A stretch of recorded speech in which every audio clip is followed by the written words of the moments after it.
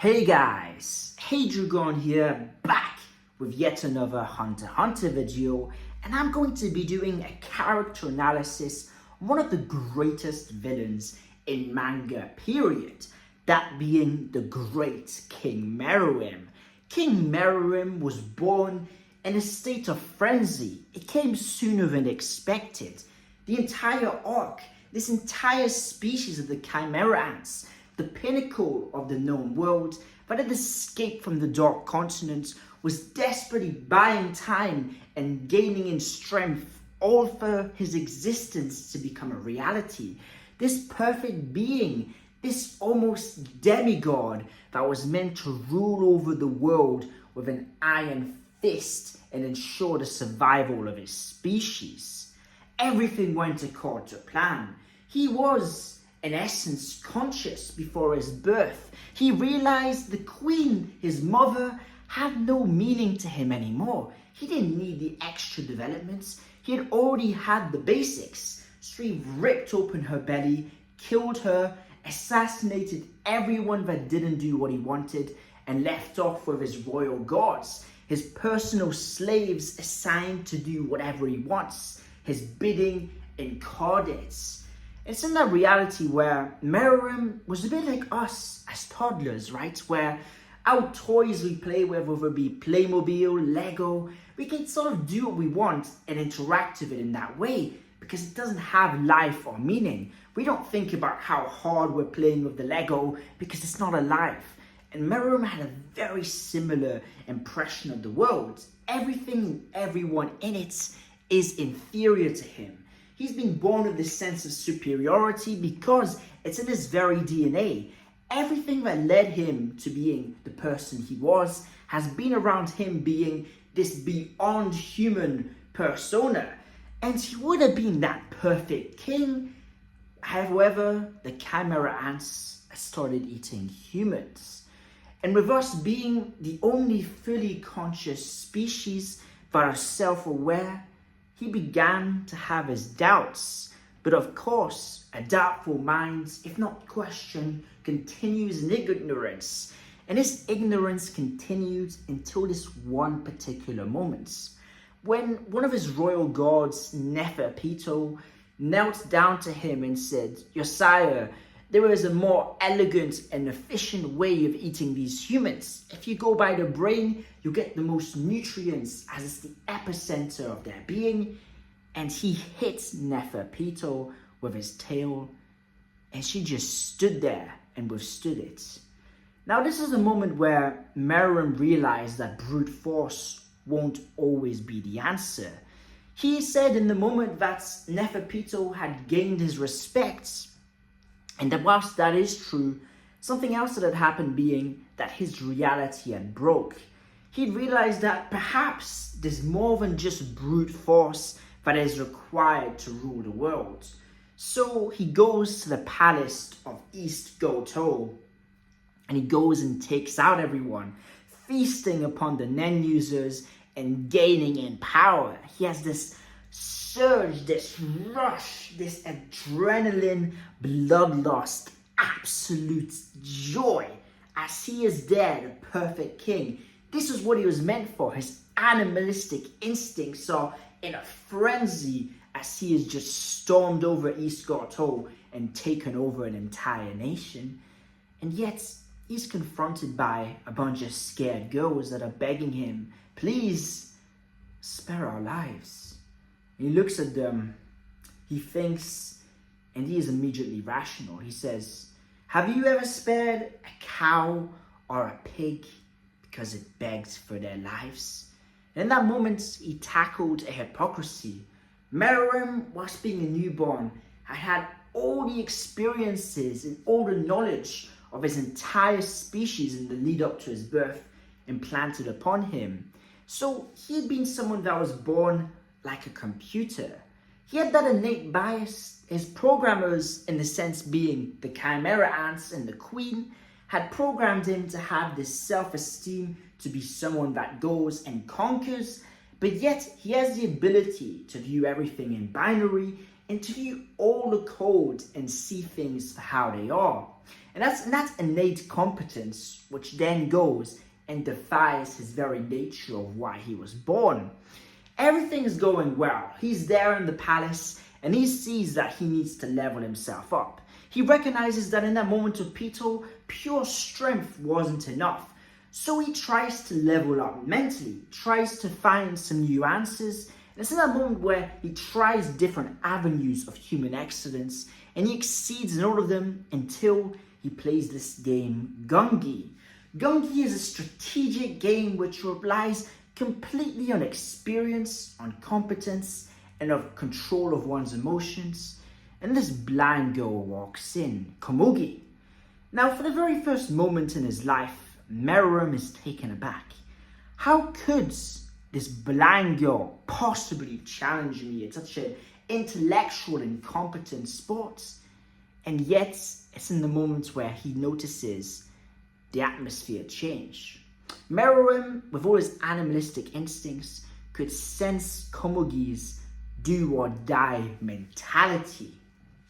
He could sense the fear that she had for losing and the want she had for winning. And that made him go serious. It's in that moment where Komugi says that she's betting with her life. If she loses, she dies. That he understands the gravity of that initial sensation that he felt when the atmosphere changed. In the end, she was more willing to win than he was. And there was this absolute realization that in this scenario, he was inferior. He'd had the inferior will. And in this anger towards himself, and this newfound understanding, he ripped off his arm and he was there anew. He had learned that through life and through competence, you need to take sacrifice. And taking off his own arm was a sacrifice he needed to mentally tell himself he would never do that again. From then on, Meruem saw Komugi as a rival, someone that he needed to overcome to become the best version of himself. In the end, he grew frustrated as he couldn't outsmart this Gungi veteran. So in that moment, he realized, hey, wait a second, I can kill her whenever I want. And he brings himself to it. He's walking into this room where he expects her to be sleeping or to be sitting vulnerable so he can go and end her life and prove to himself he doesn't need to beat her at Gungi because he can always use brute force. What failed against Pito, he was determined to make it work. This time, he comes in the room and Komugi is there, being attacked by an eagle. She's helpless, vulnerable, bleeding, and he has this distortionary reaction where he is viewing Komugi from an outsider's perspective. Everything he'd done has gone out the window, and he just couldn't believe that someone that's so important to him, someone that was his rival at Gungi, is there about to perish to something as lowly as an eagle. Why? How? How is this? His brain is going in absolute overdrive, and his natural instinct is to save Komugi because to him, she holds the keys to some part of himself he is looking for. So he kills the ego, and he is there in this moment of humanity. It's the first time where the human aspect in him took over, because he encountered an emotion. And the most powerful emotions we encounter as humans is when something we don't expect to happen happens. The unpredictable. It's those moments that change our lives, that shape who we are. And even if it's a brief moment in time, it has echoing and enormous effects on ourselves and on our developments. So he holds Komugi and he tells her, you are a valued person to the king, next time ask for help. And he's wondering to himself, why am I saying all these things? I don't understand. And the reason why he is saying all these things, but he hasn't yet understood, is that deeply in his heart, he has a respect for competency and for people that are real. People that show themselves and put themselves in risk where he doesn't need to. He was born into this position of absolute power, and yet humans, for all their pathetic drawbacks, through struggle, through hard work, and through sheer balls are able to get to where he is at, which seemingly seems impossible. It's in this moment where he really starts to question himself and his actions. Why have I just saved her? And he starts to ask himself and ponder on the question, who am I? I know I'm the king, I'm the perfect king, but what am I born for really? Like, what is my identity outside of this limited binary mechanism that's instilled within me? So he brings up his royal guards and he asks them, does anyone know my name? And they're all just like, nope, nope, no, not me. And it's just like, there's sort of irony that the people that are assigned to do all his bidding don't actually know who they're bidding towards. So they all give their impressions of who he should be, and it makes him really question it because the answers he'd gotten didn't really satisfy him in the slightest. And it's in those moments leading up to, of course, the palace invasion, where he spends more time with Komugi and he's starting to figure things out slowly. He still hasn't made his mind up between whether to rely on being the perfect king or whether to really look into this part of empathy he had experienced. He was very much in this position of this overall elevation, this stagnation, this sense of almost, just holding something off, right? He hadn't made his mind because he was unsure about what he is, what his purpose must be, and how he will change the world as he is destined in some way, shape, or form to do so. And in life, right, we have to make decisions. Sometimes we don't like the decision. Sometimes it's some absolute bullshit where it's like there's a lose-lose, but we just have to make our decision. And Meruem didn't, so the decision got made for him.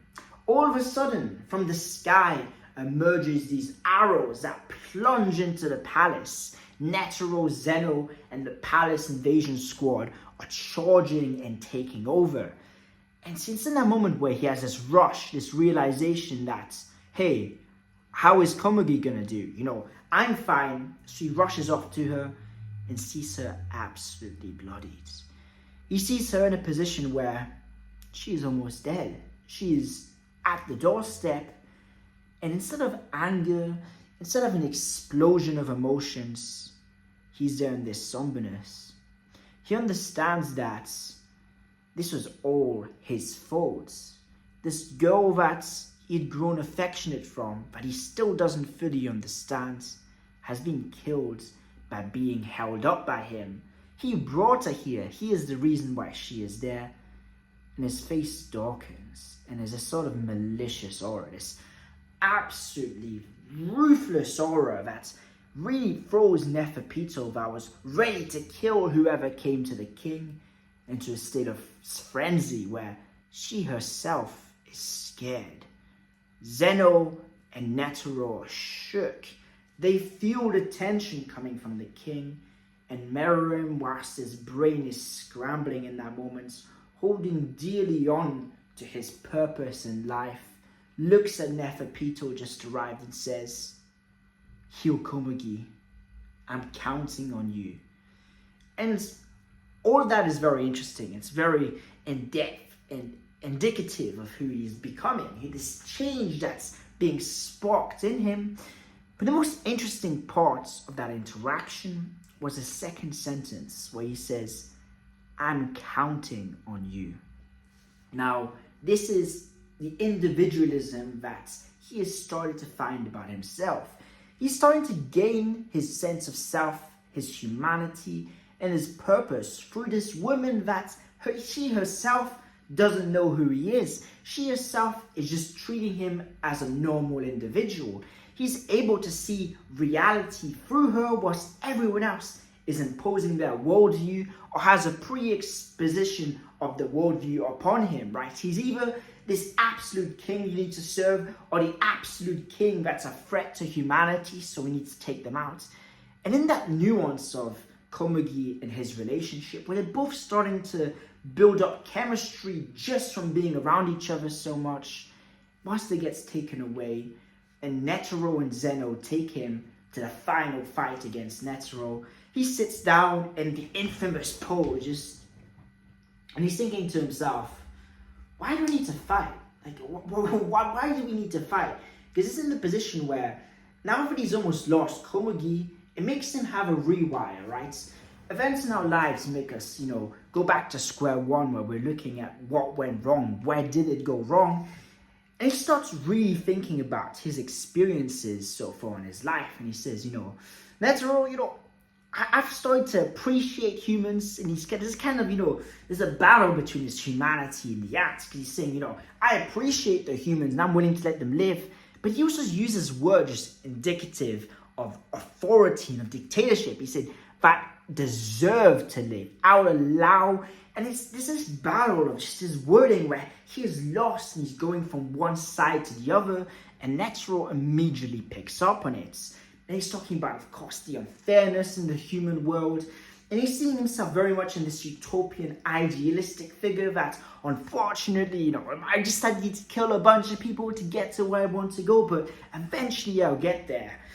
And he fights Netero, and instead of having his way of thinking reaffirmed, he realizes that he had misunderstood things. He misunderstood his level of superiority that he was born with, that he is this so much better than all these humans and other species.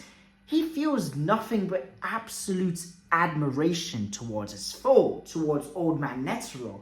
His technique perfect, his timing perfect, his nen is absolute competence. How can this human even begin to compete with me? It's in that moment that he sees how many years, how much training, how much effort did it take to get you to where I am now, to the point where you're actually standing on even ground with the king of the Chimera ants.